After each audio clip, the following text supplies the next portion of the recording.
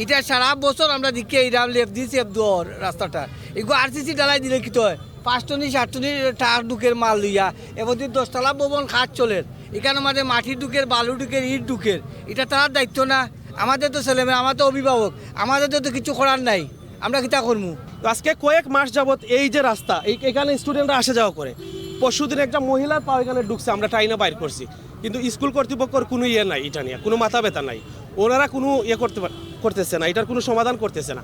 শত শত স্টুডেন্ট আসা যাওয়া করতেছে এই রাস্তা দিয়ে, আমরা গার্জেনরা আসতেছি, আমরা রিক্স। এই যে দেখেন গর্তগুলা, এই যে দেখেন গর্ত, এটা স্কুলের সামনে, এই যে গর্তগুলা, এই গর্তগুলা প্রতিদিন অ্যাক্সিডেন্ট করতেছে, কিন্তু স্কুল কর্তৃপক্ষের কোনো গুরুত্ব দেয় না।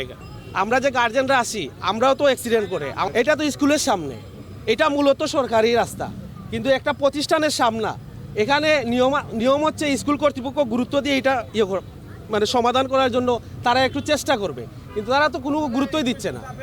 আর আমরা তো গার্জেন, আমরা তো এখানে তো আমরা এসে কথা বলতে পারি না, কারণ এটা সরকারি প্রতিষ্ঠান। সরকারি প্রতিষ্ঠানের সামনে এরকম একটা স্ল্যাব ভাঙ্গা, কয়েকটা স্ল্যাব ভাঙ্গা, একটা না কয়েকটা স্ল্যাব ভাঙ্গা।